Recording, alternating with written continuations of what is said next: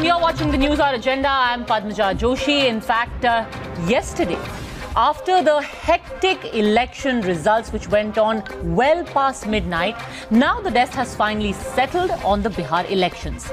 It's time to see what message this first election post-pandemic is giving us.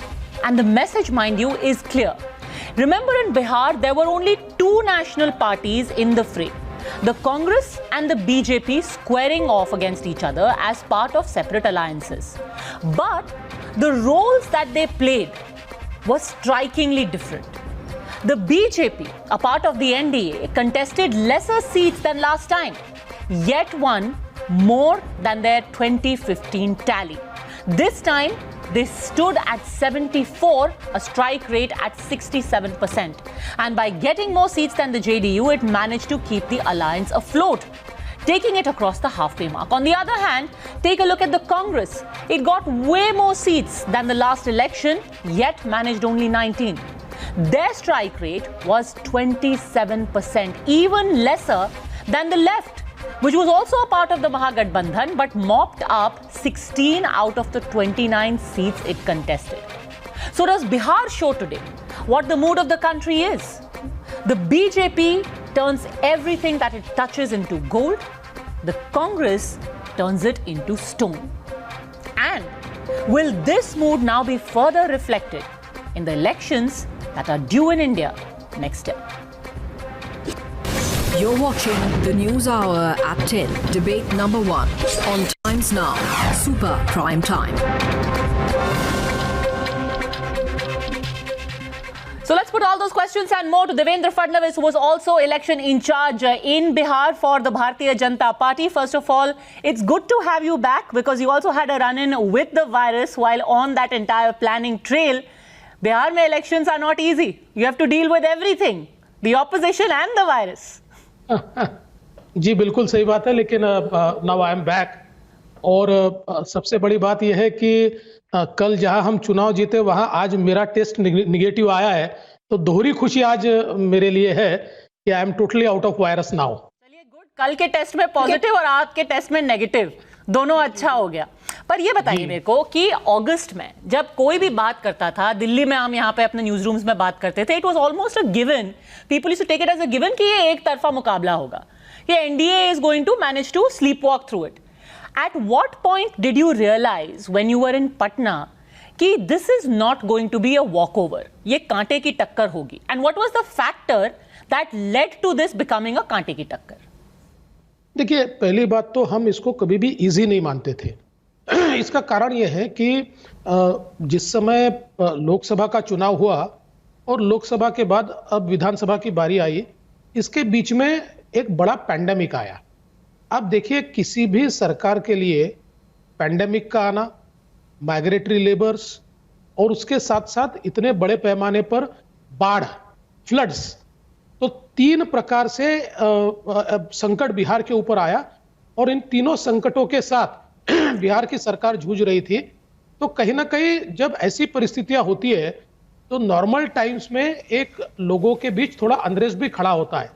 किंतु मैं ऐसा मानता हूं कि इस समय जो विशेष रूप से प्रधानमंत्री जी ने गरीब कल्याण का पैकेज दिया, इसके कारण लोगों के घरों तक अनाज पहुंचा, लोगों के खातों में पैसे गए, माइग्रेटरी लेबर हो चाहे अलग अलग प्रकार से बाढ़ पीड़ित हो, इन सभी को कुछ न कुछ उसके माध्यम से मिला। तो लोगों के मन में मोदी जी के प्रति एक पॉजिटिविटी तैयार हुई। तो जब बिहार में हम घूमते थे, 2 चीजें नजर आती थी। देखिए, 15 साल जब सरकार रहती है तो कुछ न कुछ थोड़ी इनकम्बेंसी तो तैयार होती है, वो थोड़ी बहुत वो नजर आती थी, लेकिन उसके साथ साथ एक मोदी जी के लिए प्रो इनकम्बेंसी भी हमको नजर आती थी। तो इसलिए हम लोग तो ये समझ रहे थे कि हम चुनाव जीतेंगे, लेकिन ये भी समझ रहे थे कि चूंकि ये एक आपदा का काल है और एक साथ सारे संकट आए हैं, तो ऐसे में जनता का मूड भी थोड़ा सरकार के विरोध में जा सकता है, इसलिए हमको ज्यादा तैयारी करनी पड़ेगी। और उसी प्रकार की तैयारी हमने की। ओके, तो आप मान रहे हैं कि एंटी इनकम्बेंसी थी नीतीश कुमार की गवर्नमेंट के खिलाफ और प्रो इनकम्बेंसी थी प्राइम मिनिस्टर की स्कीम्स के खिलाफ के चलते, पर क्या सिर्फ यही फैक्टर्स थे? क्योंकि other than anti incumbency was there also anger for the state government not performing during the crisis that you named? बाढ़ हो, माइग्रेंट लेबर हो या फिर कोविड हो, उनकी handling up to the mark नहीं थी। नहीं, मैं ऐसा इसलिए नहीं मानता कि अगर वो हैंडलिंग ठीक नहीं होती तो इस चुनाव में हम लोग धुल जाते।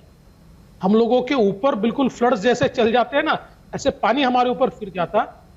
अगर आप देखेंगे तो माइग्रेटरी लेबर का इशू बड़ा हुआ, निश्चित रूप से कुछ लोग पैदल गए, पर बाद में मोदी जी ने रेलवे लोगों को दिलवाई।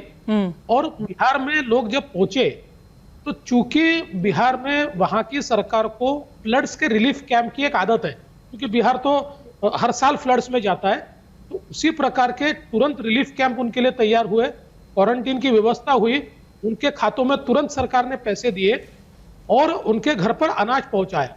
तो इससे जो एक माइग्रेटरी लेबर का अनरेस्ट जो था, ये अनरेस्ट काफी कम हुआ। और उसके साथ साथ फिर मोदी जी ने तुरंत जो स्कीम्स अनाउंस की 1 लाख करोड़ की, ये माइग्रेटरी लेबर्स के लिए एक स्पेशल उनके मतलब उनको रोजगार देने के लिए एक पैकेज घोषित किया। उससे रोजगार का भी सृजन कुछ प्रमाण में वहां पर हुआ। सेम परिस्थितियां बाढ़ के संदर्भ में भी हुई। बाढ़ में भी जो लोग थे, आप देखिए एक एक व्यक्ति के खाते में 8-8 हजार रुपया केंद्र और राज्य सरकार की ओर से बाढ़ पीड़ितों के खातों में गया। मैं मान रही हूं आप नहीं धुले, आपकी तो ज्यादा सीटें आई, पर जिसके परफॉर्मेंस की मैं बात कर रही हूं वो तो धुल ही गए ना, नहीं तो आप आज 150 पे खड़े होते। नहीं, मैं ऐसा नहीं मानता वो धुले। हाँ, जरूर कुछ उनके ऊपर असर इसका हुआ, क्योंकि हम ये मानते थे कि उनकी और ज्यादा सीटें आनी चाहिए थी, उस हिसाब से उनकी सीटें कुछ कम आई। पर मैं फिर भी कहता हूँ, देखिए पद्मजा जी, आपने स्वयं इस बात को देखा कि हमारे एग्जिट पोल्स ने तो उनको राइट ऑफ कर दिया था, मतलब नीतीश जी की पार्टी को राइट ऑफ किया था। वो परिस्थितियां नहीं हुई। नीतीश जी की पार्टी भले 3rd नंबर पे गई हो, पर एक अच्छे तरीके से उन्होंने भी सीटें उसमें ली है। हाँ, ज्यादा सीटें और मिलनी चाहिए थी। मुझे लगता है अब उसके बारे में एनालिसिस होता रहेगा। एनालिसिस तो आई डोंट थिंक कुछ दिनों तक होगा, ये तो कई महीनों तक, शायद 1-2 साल तक भी चलेगा, जब एमएलएज बैठेंगे बीजेपी के। पर तेजस्वी ने टक्कर सही दी है, ये आप मानेंगे? कड़ी टक्कर तो दी है। देखिए, मैं एक बात जरूर मानूंगा कि तेजस्वी यादव जी ने एक अच्छी स्ट्रेटेजी की थी। देखिए, उन्होंने अपने पोस्टर से लालू जी को, राबड़ी जी को हटा दिया, ताकि उन्होंने ये बताने की कोशिश की कि मैं उस लीगेसी को कैरी नहीं कर रहा हूं, मैं एक नई लीगेसी ला रहा हूं। उन्होंने युवाओं के बीच में जाकर 10 लाख नौकरियों का, जो देश के किसी भी, अगर आप जिसको अर्थतंत्र समझता है ऐसे व्यक्ति को पूछ लीजिए, तो कोई भी राज्य 10 लाख नौकरियां नहीं दे सकता, ये सबको पता है। लेकिन फिर भी उन्होंने उस नैरेटिव को फ्लोट किया और वो युवाओं के बीच उसको लेकर गए। तो कहीं ना कहीं स्ट्रैटेजिकली वो बिल्कुल सही थे। लेकिन देखिए, पीढ़ी बदली है, नियत नहीं बदली। इस बात को हम लोगों ने एस्टेब्लिश करके दिखाया।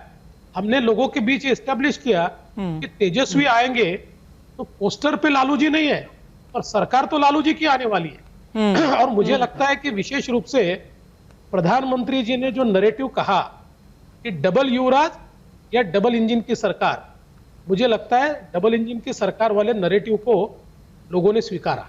एंड स्पेशली क्योंकि जो 2nd और 3rd फेज की सीट्स हैं उसमें मार्केड इंप्रूवमेंट है बीजेपी के परफॉर्मेंस का, क्योंकि this is the time when the prime ministers rallies had kicked in. क्योंकि आपने डबल युवराज की बात की, एक तरफ जो ये युवराज, हाँ उनको लेगेसी का बर्डन है, भले से ही शक्ल ना हो लालू प्रसाद जी की, उनकी छाया तो हमेशा इनके पार्टी के ऊपर रहेगी। पर आप कंपेयर कैसे करेंगे दोनों जिनको आप बोलते हैं युवराज? एक तरफ वो जो कि to be fair to him 19-19, 12-12, 13-13 meetings कर रहे थे एक दिन में, और दूसरे जो allegedly according to your party बीच में छोड़ करके एक शॉर्ट ब्रेक पे चले गए। एक तरीके से आप उनको इंडेटेड हैं। इफ बोथ पार्टीज, अगर दोनों Yuvraj would have pulled their weight, तो शायद आज तेजस्वी होते यंगेस्ट मुख्यमंत्री।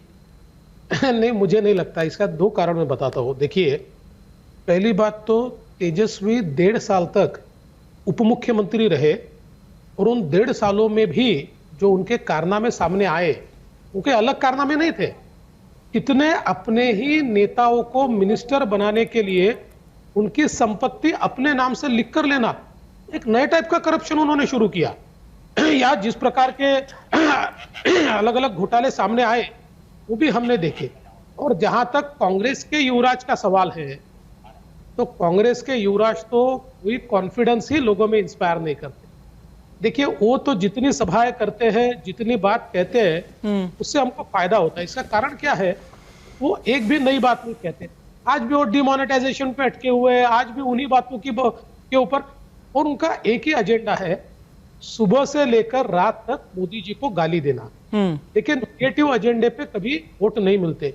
लोग देखते हैं कि मोदी जी एक ऐसे व्यक्ति है जो सुबह से लेकर रात तक देश के लिए चिंता करते हैं, गरीबों की चिंता करते हैं, देश के लिए नए नए कार्यक्रम करते हैं, नई नई योजनाएं लाते हैं जी। और ऐसे समय सुबह से लेकर रात तक केवल उनको गाली दीजिएगा, मुझे नहीं लगता है कि कोई आपको वोट देगा। एक बड़ी इंटरेस्टिंग बात हुई पिछले कुछ घंटों में, क्योंकि एक बड़ी जंग छिड़ गई है सेक्युलरिज्म के ऊपर, और उसके तार आपके स्टेट से जुड़े हुए हैं, क्योंकि कल ओवैसी जी को सब अटैक कर रहे थे, कह रहे थे बीजेपी के बी टीम हो, कांग्रेस सेक्युलर पार्टीज के वोट काट रहा है एआईएमआईएम। तो उन्होंने बोला कि जो लोग सेक्युलरिज्म की बात कर रहे हैं, सबसे इंटरेस्टिंग बात यह है कि वो ही शिवसेना के साथ बैठ करके सत्ता का फायदा उठा रहे हैं। Your thoughts on this? Secularism का डेफिनेशन क्या कांग्रेस को हॉन्ट करेगा in the days to come in India of 2020? देखिए, all pseudo secularist are getting exposed. सारे के सारे एक्सपोज हो रहे हैं। और मैं तो ऐसा कहता हूं, हम लोग तो ओवैसी जी की पार्टी से वाकफियत नहीं रखते। हम ओवैसी जी की पार्टी बढ़े ये हमको मंजूर नहीं है, क्योंकि उनके विचार ही हमको मान्य नहीं है। पर एक बात जो ओवैसी जी ने कही वो बिल्कुल सही है कि आप डबल स्टैंडर्ड्स करते हो। आप सूडो सेक्युलर लोग सेक्युलरिज्म की बात करते हो, फिर इधर जो पार्टी अपने आप को हिंदुत्ववादी कहती है उसके साथ में भी अलायंस करते हो। पर मैं आपको बिल्कुल साफ शब्दों में कहता हूं, जैसे कांग्रेस को या आरजेडी को इसका खामियाजा बिहार में भुगतना पड़ा, शिवसेना को इसका खामियाजा महाराष्ट्र में भुगतना पड़ेगा। इन सूडो सेक्युलर पार्टीज के साथ जाने के कारण आने वाले चुनाव में आपको दिखेगा इनकी भी जो वोट बैंक है या उनका वोटर बेस है वो डिप्लीट होगा। लोग इनको भी छोड़कर जाएंगे, क्योंकि इस प्रकार के अलायंस लोग कभी मान्य नहीं करते। तो अब इंडिया को ना सूडो सेक्युलरिज्म मंजूर है, ना सूडो हिंदुत्व मंजूर है। Stand for what you are. Hindutva तो होता ही नहीं है। हिंदुत्व होता है जो भारतीय जनता पार्टी के पास है, और शिवसेना के पास जो है उसको मैं तो सूडो हिंदुत्व भी नहीं कहूंगा, वो कॉम्प्रोमाइज्ड है। अच्छा, ये बताइए कि ये 100% का सवाल अभी तक कोई जवाब नहीं देगा, शायद आप भी नहीं देंगे, फिर भी मैं आपको पूछे बिना जाने नहीं दूंगी। क्या एलजेपी को आपने मिशन 2025 को माइंड में रखते हुए फ्लोट किया है, हाँ या ना? ना, 100% ना। एलजेपी जब हमारे से दूर गई उस समय हमने उनको समझाने की कोशिश की थी, उनको हम सीटें भी देने को तैयार थे। हमारी शर्त एक थी, और वो शर्त ये थी कि इस गठबंधन में वही पार्टी रहेगी जो पार्टी नीतीश कुमार जी को अपना नेता मानेगी। तो एलजेपी एनडीए का हिस्सा सेंटर में क्यों है? मना किया, इसलिए वो हमारे से बाहर गए। सेंटर में क्यों हिस्सा है एलजेपी? देखिए, अभी इसके ऊपर चर्चा होगी। आप देखिए, अगर आप परिस्थितियां देखेंगे तो रामविलास पासवान जी, जिनके बारे में हम सभी को बहुत श्रद्धा है, ऐसे हमारे एक नेता चुनाव घोषणा के और अलायंस के इस दरमियान वे हमसे गुजर गए, हमारे बीच नहीं रहे। और फिर ऐसे समय अगर हम लोग अब इनको अलायंस में रखना है नहीं रखना है, इस प्रकार की चर्चाएं नहीं होती। देखिए, राजनीति में कुछ भावनाएं भी होती है, और ऐसी मांग जो हमारे साथी थे जदयू के, उनकी भी नहीं थी, वो भी समझते थे। उन्होंने भी बहुत साफ शब्दों में कहा कि भाई अभी ये फैसला लेने का समय नहीं है कि वो साथ रहेंगे कि नहीं रहेंगे। अब चुनाव हो गया है, अब हमारी जो शीर्षस्थ नेता है जी, सारे के सारे परिस्थितियों का आकलन करके इसके ऊपर निर्णय करेंगे। ठीक है, तो एलजेपी आपके कोई एजेंट नहीं है। नीतीश जी पूरे 5 साल मुख्यमंत्री पद में रहेंगे, मुख्यमंत्री आवास में पूरे 5 साल रहेंगे? पूरे 100% 5 साल नीतीश जी के ही नेतृत्व में ये सरकार चलेगी, बड़े जोरों से चलेगी, डबल इंजन के साथ चलेगी। और जिस प्रकार से 15 सालों में नीतीश जी ने बिहार में सड़क, बिजली, पानी, इसकी समस्याएं समाप्त की, लॉ एंड ऑर्डर की समस्या समाप्त की, अब इन 5 वर्षों में बिहार में शिक्षा और रोजगार में एक बहुत बड़ा परिवर्तन नीतीश जी के नेतृत्व में हमारी सरकार करेगी। चलिए फडणवीस जी, आप ये कह रहे हैं क्योंकि the fact of the matter is that on the ground a lot is left wanting even now in terms of development, whether it comes to Nal Jal Yojana या सड़कों की बात है, there is a lot that is left to be done. आखिरी सवाल आपसे ये पूछूंगी, आज प्रधानमंत्री ने साइलेंट वोटर की बात की। It is interesting for more than one reason, because ये साइलेंट वोटर बंगाल में आपके लिए बहुत बहुत जरूरी और बहुत बहुत क्रिटिकल होगा।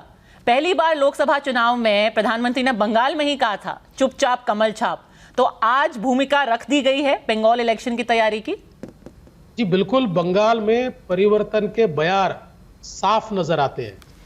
बंगाल को परिवर्तन चाहिए, बंगाल को बीजेपी चाहिए, और इस चुनाव में आपको ये देखने को मिलेगा बंगाल परिवर्तन करेगा, बंगाल में कमल खिलेगा, बंगाल में भारतीय जनता पार्टी की सरकार बनेगी।